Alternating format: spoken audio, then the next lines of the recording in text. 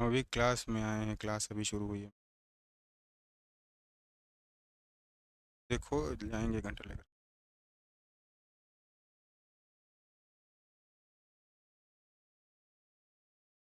सभी को good evening. Good evening, good evening. क्या मेरी आवाज़ आ रही है आपको? क्या ऑडियो क्लियर है? ये वीडियो दिख रहा है, स्क्रीन दिख रही है आपको? बताइए।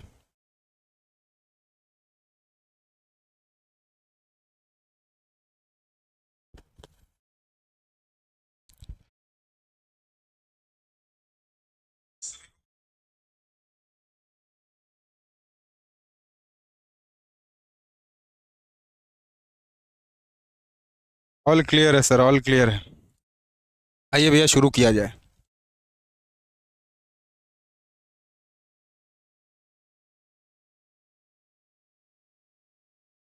आप सभी का स्वागत है आपके अपने चैनल टीचर्स एकेडमी पर।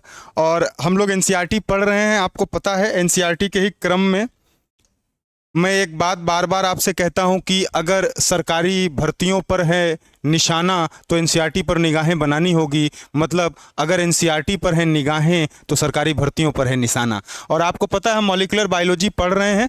2 बजे से हम पढ़ते हैं, लेकिन आज संडे छुट्टी का दिन है तो आज स्पेशल दिन है संडे वाला। तो आज 4 बजे से क्लास लगी है। हम लोग 11वीं और 12वीं की एनसीईआरटी पढ़ रहे हैं, बायोलॉजी पढ़ रहे हैं। और मॉलिक्यूलर बायोलॉजी जो चल रही थी उसी सीक्वेंस पे आज लेक्चर नंबर 15 है। ठीक बात है। इसके बाद आपको पता है दीपावली आ गई है। आप सभी को इंस्टीट्यूट के तरफ से, टीचर्स एकेडमी के तरफ से दिवाली की ढेर सारी शुभकामनाएं। ये दिवाली आपके जीवन में खुशियां लाए, शक्ति दे, ताकत दे और अगली दिवाली तक आप सभी लोग अपने सपनों को पालें, नौकरी पालें और रोजगार पालें। जो भी आपके ख्वाब हैं आप उनको पूरा करें। ऐसी इंस्टीट्यूट की और मेरी कामना है कि अगली दिवाली तक आपको नौकरी ज़रूर मिल जाए। ठीक बात है। तो दिवाली पर है तो दिवाली पर इंस्टीट्यूट की तरफ से ऑफर होगा सर। ऑफर है तो बीपीएससी के कोर्सेज पर ऑफर है 999 रुपए का, टीजीटी कोर्सेज पर ऑफर है 999 का, पीजीटी पर ऑफर है 999 का, फाउंडेशन पर 1199 और यूके जीआईसी जो उत्तराखंड जीआईसी की अभी वैकेंसी आई है उस पे बैचेस पर 999 रुपए के छूट हैं। सभी विषय पर हैं और इन कोर्सेज पर हैं। ठीक है, सभी विषय पर हैं और इन कोर्सेज पर हैं। आइए आज अपनी कहानी शुरू की जाए हम लोग। आज मैं आपको कहा था कि संडे है तो एचजीपी पढ़ाऊंगा। अपनी पिछले लेक्चर में जहां तक बात हुई थी उससे आगे आज बोला था कि संडे का दिन है तो एचजीपी पढ़ाएंगे। एचजीपी मतलब आपको पता है human genome project. Human genome project पढ़ेंगे। ट्रांसलेशन वाला एक हिस्सा अपना बचा है, उसको दिवाली की छुट्टी अभी हो जाएगी, बंद हो जाएगी। सभी लोग अभी उतना ऑडियंस भी नहीं आ रही, बच्चे नहीं आ रहे, तो मैं नहीं चाहता किसी का नुकसान हो। ट्रांसलेशन इंपॉर्टेंट है, मुझे बहुत प्यार से उसको पढ़ाना है, इसलिए उसको दिवाली बाद पढ़ाएंगे। एचजीपी जेनेटिक कोड खत्म हो गया था। एचजीपी से कहानी शुरू करते हैं। एचजीपी से कहानी शुरू करते हैं।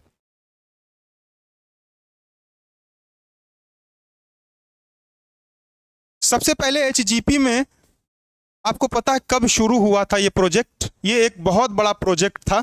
इस प्रोजेक्ट को जानने के लिए सबसे पहले इसमें एक चीज आपको सीक्वेंसिंग कई बार दिखेगी। एक चीज बार बार आपको दिखेगी इसमें, सीक्वेंसिंग। सबसे पहले तो मन में यही सवाल आता है कि सर सीक्वेंसिंग क्या होती है। जैसे मान लीजिए ये डबल स्ट्रैंडेड डीएनए है। डबल स्ट्रैंडेड डीएनए है तो अब इस पर नाइट्रोजन बेसेस होते हैं सर। यहां भी नाइट्रोजन बेसेस होंगे इस स्ट्रैंड पर, और इस स्ट्रैंड पर भी नाइट्रोजन बेसेस होते हैं। ये दोनों नाइट्रोजन बेसेस आपस में कौन से बॉन्ड से? ए वाला टी से जुड़ता है सर, डबल बॉन्ड हाइड्रोजन के होते हैं, और जी वाले सी से जुड़ते हैं, ट्रिपल हाइड्रोजन बॉन्ड होते हैं। ये कौन से बॉन्ड होते हैं? हाइड्रोजन बॉन्ड होते हैं। तो जो मैं कह रहा हूं कि सीक्वेंसिंग, सीक्वेंसिंग मतलब क्या है सर? बार बार एचजीपी में हमको एक चीज बहुत परेशान करेगी, सीक्वेंसिंग।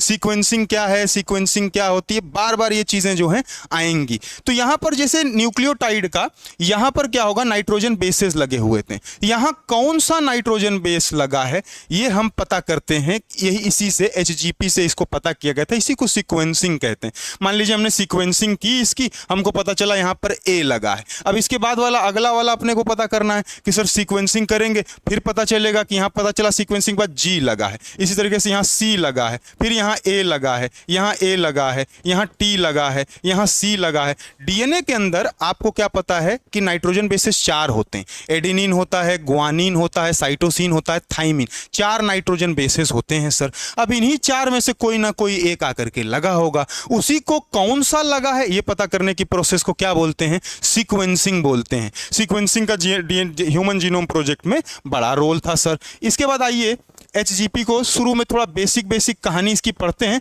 फिर मेथड्स, टेक्निक्स, फीचर्स, सारी चीजें पढ़ा जाए, सारी चीजें पढ़ी जाएं। ठीक बात है। Started in human genome project started in 1990, 1990 में ये शुरू हुआ। कंप्लीट कब हुआ था? कंप्लीटेड इन 2003, 2003 में कंप्लीट हो गया था। एक क्रोमोसोम नंबर आपको पता है कि एक क्रोमोसोम ऐसा था, क्रोमोसोम फर्स्ट, ये कब जाकर के कंप्लीट हुई थी? इस पर स्टडीज 2006 में। बाकी पूरा प्रोजेक्ट 13 साल का था, 13 इयर्स का प्रोजेक्ट था। क्रोमोसोम फर्स्ट को पढ़ने में बहुत समय लग गया था, तो इसका कंप्लीशन 2006 में हुआ था। ठीक बात है। तो स्टार्टेड 1990, कंप्लीटेड इन 2003, 13 साल का प्रोजेक्ट था। Chromosome first 2006। क्या किया गया था सर इसमें? इसमें क्या किया गया था? इसमें स्टडी किया गया था। स्टडीड कितना? 24 क्रोमोसोम्स। जो 24 क्रोमोसोम्स हैं उनकी स्टडी की गई थी। 24 में से 22 कौन होते हैं? ऑटोसोम्स होते हैं, और 2 कौन से होंगे? 2 सेक्स क्रोमोसोम्स होते हैं। अब आपके मन में एक प्रश्न आएगा कि सर 24 क्यों कह रहे हैं? 24 क्यों कह रहे हैं? आपको पता है 44 प्लस XY होता है, ये पूरा जो है डिप्लॉयड सेट में होता है। तो एक जैसा क्रोमोसोम रहेगा। मान लीजिए ये क्रोमोसोम नंबर 1 है, ये क्रोमोसोम नंबर 2 है, ये क्रोमोसोम नंबर 3 है। अब इसी के जैसे जो 2 डिप्लॉयड सेट में होंगे तो दूसरा वाला इसी के जैसे तो होगा। तो 22 ये कौन से ऑटोसोम जो यहाँ पर होंगे, इस तरीके से करते करते 22 तक आएंगे, 22 तक, ये कौन है? ऑटोसोम्स हैं। ऐसे ही डिप्लॉयड की बात करूंगा तो इसके नीचे ऐसा सेम 1 बनेगा, ऐसा सेम 2 बनेगा, ऐसा सेम 3 बनेगा, ऐसा सेम क्या बनेगा? 22 बनेगा। तो ये 22 कौन से होते हैं? ऑटोसोम्स होते हैं। और सेक्स क्रोमोसोम 2 होते हैं। फीमेल के अंदर XX होता है और मेल के अंदर XY होता है। तो इनकी स्टडी की गई थी। 24 क्रोमोसोम के ऊपर क्या किया गया था? स्टडी की गई थी सर। ठीक बात है, ठीक बात है।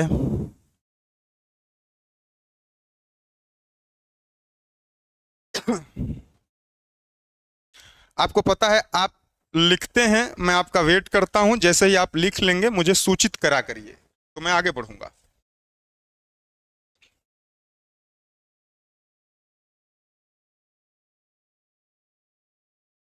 बिल्कुल सही बात है। आशीष सरोज जी लिखे हैं XX XY, मेल्स के अंदर XY, फीमेल के अंदर XX। ठीक बात है। आगे बढ़ा जाए, आगे बढ़ा जाए सर। इसको, इस प्रोजेक्ट को मेगा प्रोजेक्ट कहा जाता है। मेगा प्रोजेक्ट कहा जाता है। क्यों मेगा प्रोजेक्ट कहा जाता है? बताइए मुझे आप लोग कमेंट सेक्शन में कि सर क्यों इसको मेगा प्रोजेक्ट कहते हैं। गुड इवनिंग दीपक जी, बताइए मेगा प्रोजेक्ट क्यों कहा जाता है? एचजीपी को मेगा प्रोजेक्ट कहते हैं, क्यों कहते हैं? कमेंट सेक्शन में मैं आपका इंतजार कर रहा हूं।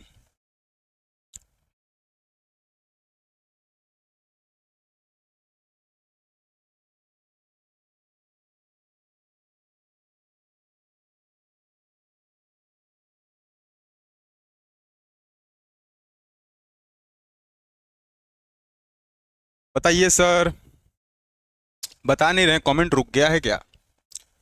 क्या कमेंट रुक गया है? $9 बिलियन, बहुत खर्चा हुआ था लंबे समय तक। बिल्कुल सही बात है, सही बात है। इसको मेगा प्रोजेक्ट क्यों कहते हैं? इसमें पैसा बहुत लगा था, इसमें पैसा बहुत लगा था, बहुत ज़्यादा पैसा लगा था, 13 साल तक चला था और बहुत पैसा लगा था, इसीलिए क्या बोलते हैं इसको? मेगा प्रोजेक्ट बोलते हैं सर, मेगा प्रोजेक्ट बोलते हैं। इनमें कुछ चीज़ें लिखते हैं, कुछ चीज़ें इसमें मैं लिखूंगा, जैसे कि इन ह्यूमन जीनोम 3.3 इंटू 10⁻9 होता है, लेकिन अपन एप्रॉक्स लेकर के चल रहे हैं, तो 3 इंटू 10⁻9 ये बेस पेयर्स इतने होते हैं। ह्यूमन जीनोम के अंदर बेस पेयर कितने प्रेजेंट होते हैं? 3 इंटू 10⁻9 बेस पेयर प्रेजेंट होते हैं सर, पहली चीज। दूसरी चीज cost of sequencing required, cost of sequencing required per base pair, cost of sequencing required per base pair, ये कितना था? $3।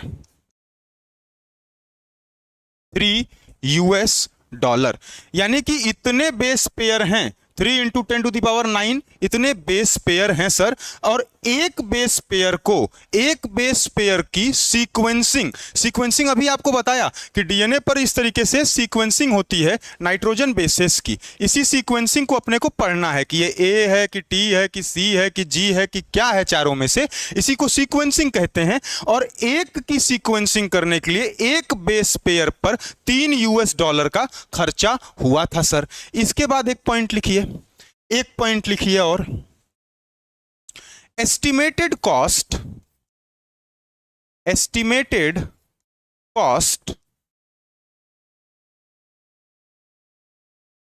of the project अप्रॉक्स में कितनी आई? अब ये 3 इंटू 10⁻9 बेस पेयर को मैं इंटू कर दूंगा किससे? 3 से, तो ये कितना आ जाएगा? 9 इंटू 10⁻9। ठीक है, तो कॉस्ट की अगर बात करेंगे तो टोटल कॉस्ट कितनी आई थी सर? 9 billion US$। ये टोटल कॉस्ट इस पूरे प्रोजेक्ट की थी, इसीलिए इसको मेगा प्रोजेक्ट कहते हैं। आप देख सकते हैं कितना 9 बिलियन US$ लगे थे सर।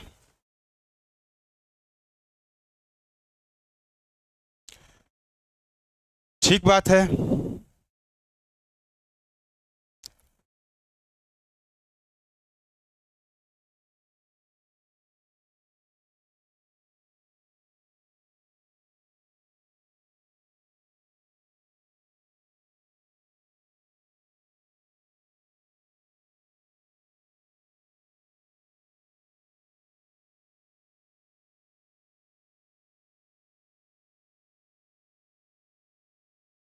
डन।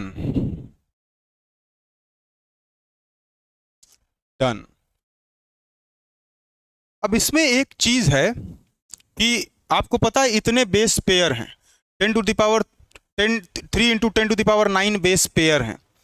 अब इसको कहीं लिखना पड़ेगा, इसकी सीक्वेंसिंग करेंगे, यहाँ से सीक्वेंसिंग हम लोग खोलेंगे तो इसको कहीं नोट भी करते जाएंगे कि हाँ फलाने पे ये है, फलाने पे वो है, फलाना ऐसा है, फलाने पर इतना लिखा गया है। ठीक है, ये हम लोग क्या करेंगे? लिखेंगे सर। हम लोग को क्या करना है? लिखना होगा, नोट करना होगा, नहीं तो कोई मतलब तो होगा नहीं।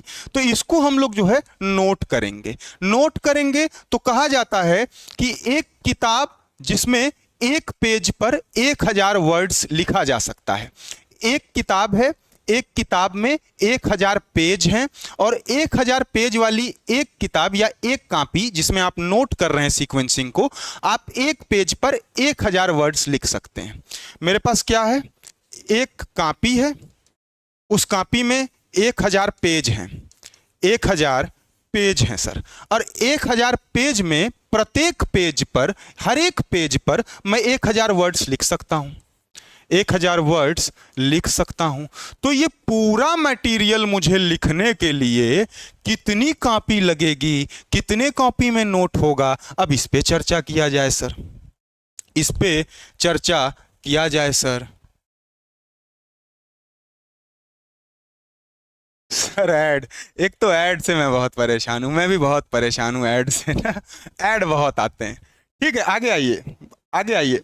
इसमें लिखा जाए पहला कि the obtained sequences, the obtained sequences, obtained sequences were to be stored, were to be stored, were to be stored in typed form, typed form in books। ठीक बात है। And if each page of book contains 1000 letters या words and each book contains 1000 pages,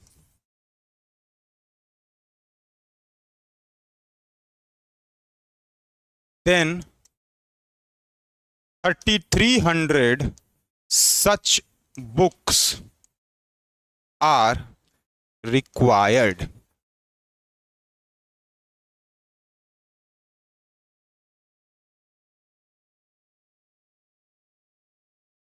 to store the information of DNA sequencing, DNA sequencing from single human cell।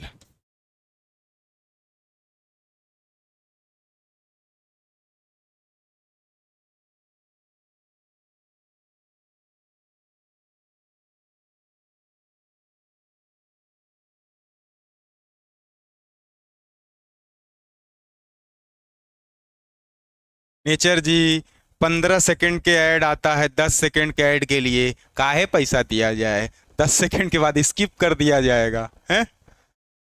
10 second के बाद skip कर दिया जाएगा भैया, ऐड के लिए प्रीमियर नहीं लिया जाता।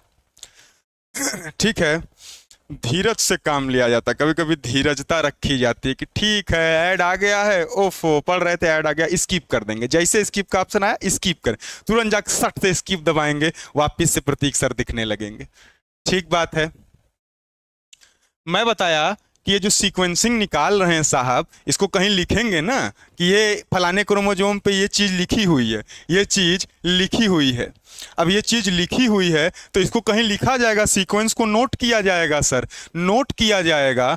तो 3 × 10⁹ बेस पेयर्स हैं। तो यहाँ पर क्या कहा गया कि जो ऑब्टेन्ड सीक्वेंसेस है इनको टाइप्ड फॉर्म में किताब में लिखना पड़ेगा, तभी मतलब होगा, नहीं तो फिर रिसर्च करने का मतलब ही क्या जब रिसर्च वर्क का प्रपोजल लिखे ही नहीं आप। तो बताया गया कि अगर एक किताब में एक पेज पर 1000 लेटर लिख सकते हैं, एक किताब है, एक कॉपी है जिसमें आप लिख रहे हैं, उसमें एक पेज पर 1000 लेटर्स लिख सकते हैं, और उस कॉपी में 1000 पेज है सर, उस कॉपी में 1000 पेज है सर। तो ऐसी आपको 3300 कॉपी, 3300 बुक की रिक्वायरमेंट पड़ेगी, तब जाकर के ये लिखाएगा, तब जाकर के आप एक सेल के अंदर, ह्यूमन के सिंगल सेल के अंदर डीएनए की सीक्वेंसिंग लिख पाएंगे। भैया बहुत सारी सेल होती है, कितना लिखेंगे सर, कितना लिखेंगे? इसीलिए एक चीज इंट्रोड्यूस की गई, bio informatics, bio use of computer किया गया, बायोलॉजी में कंप्यूटर को इंट्रोड्यूस किया गया। कहा गया इस सब के लिए तो अलग से मनाही रखना पड़ेगा। भैया एक पेज पर, एक किताब में लिखवाएंगे इतना, अब पैसा बेस पेयर के लिए 3 ठो, हर एक बेस पेयर का $3 दे रहे हैं, कितना कितना पैसा। अब इसको लिखने के लिए मनई लगेगा तो मनई को भी पैसा देना पड़ेगा, तो बहुत घाटा हो जाएगा। इसीलिए कंप्यूटर को लेकर के आया गया बायोलॉजी में। बायोलॉजी के अंदर कंप्यूटर को लेकर के आया गया, इंफॉर्मेशंस को कंप्यूटर के फॉर्म में स्टोर किया गया। उसको क्या कहते हैं? Bio informatics. बायो इंफॉर्मेटिक्स, ठीक है, उसको क्या कहा गया? Bio informatics. आइए यहीं पर एक लाइन आती है, HGP was closely HGP was closely associated with HGP was closely associated with rapid development of biology.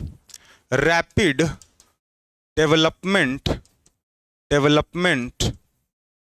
of biology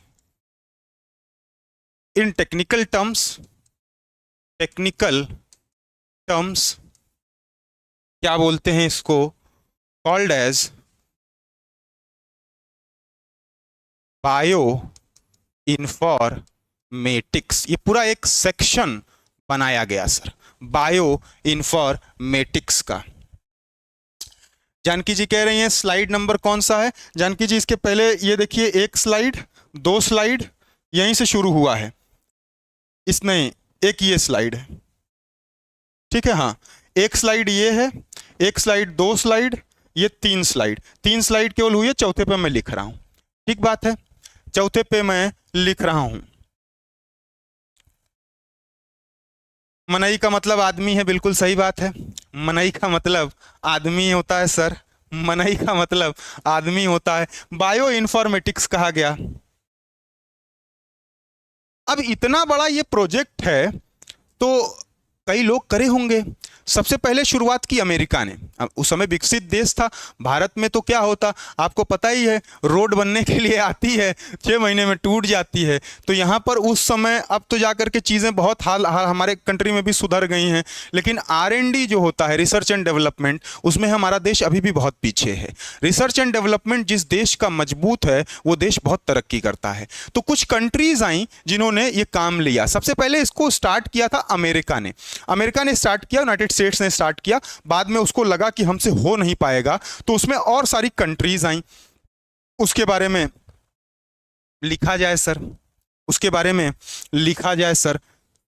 सबसे पहली चीज क्या लिखेंगे? HGP was a 13-year project. The HGP was a 13 years long project coordinated by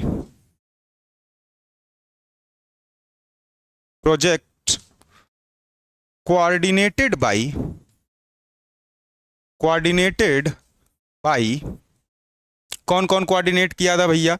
coordinated by US department of energy, US department of energy and national institute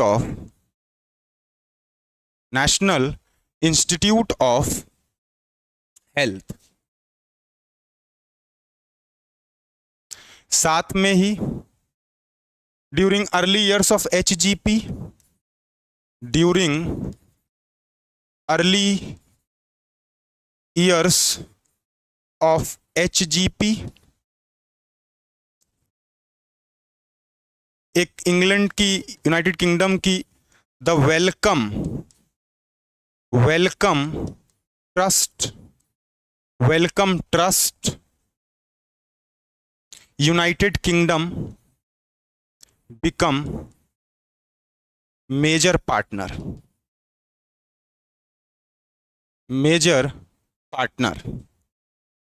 additional contributions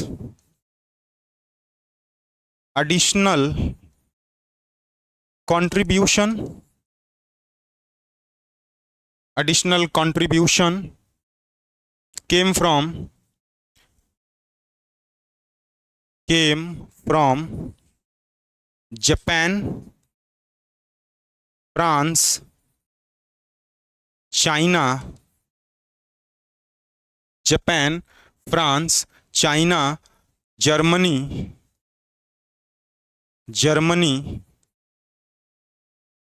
and others.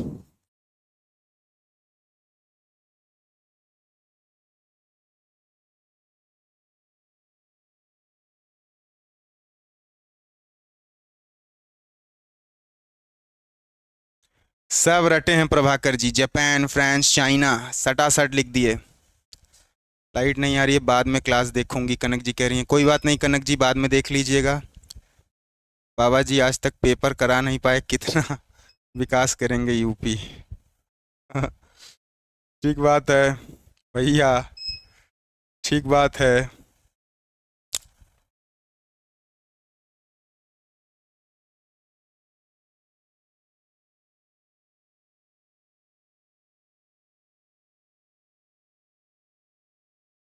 Done.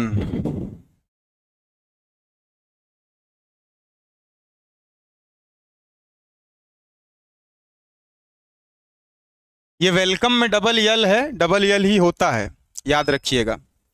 Welcome में double L है, double L ही होता है। ये trust का नाम इनके है।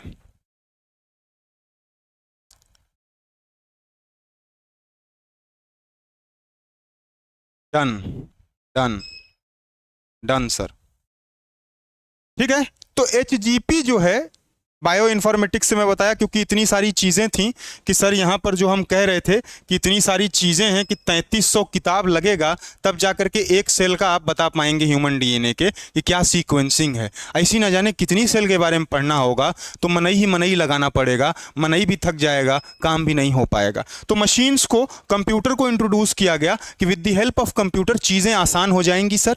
With the help of computer चीज़ें क्या हो जाएंगी, आसान हो जाएंगी सर। जब चीज़ें आसान हो जाएंगी, कंप्यूटर में क्या है, फीड करना भी डाटा आसान होगा। आप कंप्यूटर में डाटा फीड कर दिया, आसान होगा, और खोजना भी आसान होगा। जैसे कि आपको क्रोमोसोम नंबर 21 पर कौन सी सीक्वेंस है वो पता करनी है, आप सर्च कर लेंगे, तुरंत कंप्यूटर में से आ जाएगा, डाटा आपके पास सामने आ जाएगा। तो यहां पर एक जो है एक रैपिड टेक्निकल इंट्रोडक्शन होता है बायोलॉजी के अंदर, जिसको क्या कहा जाता है, बायो इन्फॉर्मेटिक्स कहा जाता है। उसके बाद 13 साल का बहुत लंबा चौड़ा प्रोजेक्ट था, जिसको कोऑर्डिनेट किया था यूएस डिपार्टमेंट ऑफ एनर्जी ने, यूएस डिपार्टमेंट ऑफ एनर्जी और यूएस की नेशनल इंस्टीट्यूट ऑफ हेल्थ ने। इन लोगों ने जिम्मेदारी ली, दो लोगों ने, कौन कौन, एक यूएस डिपार्टमेंट ऑफ एनर्जी और एक नेशनल इंस्टीट्यूट ऑफ हेल्थ ने, कि हम करवाएंगे, हम करवाएंगे, हम करवाएंगे। ठीक है, क्या करे, कहे हम करवाएंगे सर, हम करवाएंगे सर। लेकिन कुछ साल के बाद इनको लगा कि नहीं भैया, इनिशियल डेज में ही लगा कि अकेले हमारे बस का नहीं है, हमको और कंट्रीज की जरूरत लगेगी। तो यहां पर अर्ली ईयर्स में ही एक पार्टनर, मेजर पार्टनर बना इनका, कौन, वेलकम ट्रस्ट। वेलकम ट्रस्ट जो है इस प्रोजेक्ट का मेजर पार्टनर बनती है। ये यूनाइटेड किंगडम की है। यूनाइटेड किंगडम मतलब आप समझ सकते हैं अंग्रेजों की बात हो रही है। ठीक बात है। उसके बाद एडिशनल कंट्रीब्यूशन केम फ्रॉम। अब एडिशनल जो है, इसके बाद इतने में भी नहीं हुआ, इतने में भी पूरा नहीं हुआ सर। ये दो लोग आ गए, अमेरिका भी आ गया, इंग्लैंड भी आ गया, यूनाइटेड किंगडम भी आ गया। बोले दो लोग नहीं कर पाएंगे, और देशों की जरूरत है। तो और देश आते हैं, जापान आता है, फ्रांस आता है, चाइना आता है और जर्मनी आता है। उसके बाद ये पूरा प्रोजेक्ट क्या किया जाता है, करवाया जाता है। ये पूरा प्रोजेक्ट क्या किया जाता है, करवाया जाता है सर। ये पूरा प्रोजेक्ट करवाया जाता है सर। ठीक बात है। आगे बढ़ते हैं, आगे बढ़ते हैं। आगे बढ़ें तो सबसे पहली चीज इसमें गोल्स लिखें। Goals of HGP. कोई भी काम कोई आदमी शुरू करता है, कोई भी आदमी कोई काम शुरू करता है तो गोल रखता है कि ये हमारे गोल्स रहेंगे आज के, इन गोल्स पर मुझे क्या करना है, काम करना है। तो हर एक आदमी क्या करता है सर, गोल्स सेट करता है। वैसे इन लोगों ने भी गोल सेट किया कि एचजीपी जो ह्यूमन जीनोम प्रोजेक्ट पर काम चल रहा है, इसके गोल्स क्या क्या हैं, इससे हमको क्या क्या हासिल करना है, इन सारी चीज़ों पर हम लिखा जाए सर। इन सारी चीज़ों के बारे में लिखा जाए कि गोल्स क्या क्या थे। पहला गोल क्या था, आइडेंटिफाई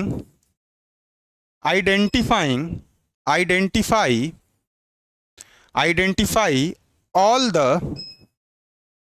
ऑल द अप्रॉक्सीमेटली कितने, ऑल द अप्रॉक्सीमेटली 20 से 25,000, 20 से 25,000 जीन्स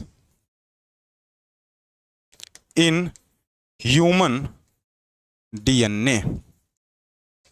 पहला गोल। दूसरा goal, determine the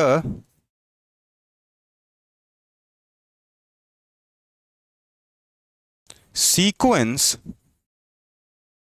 determine the sequence of 3 billion, sequence of 3 billion chemical base pairs, chemical base pairs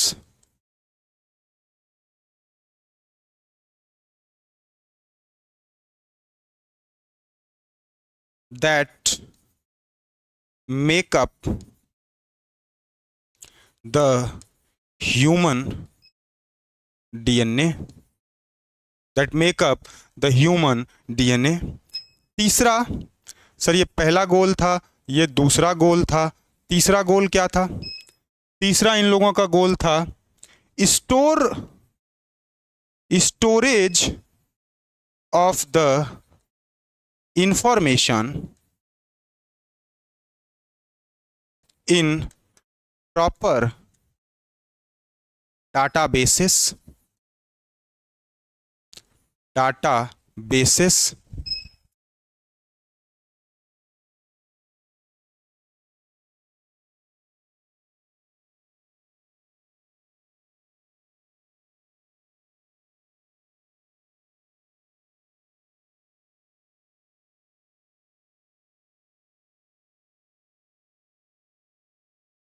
चौथा, improve tools for data analysis,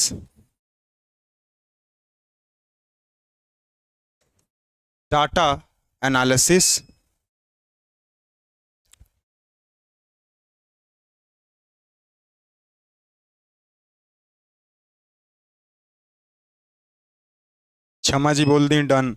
मैं सोच रहा था चली गई हैं आज क्षमा जी का कमेंट नहीं आ रहा है, चली गई हैं क्लास से। ठीक है भैया, हैं।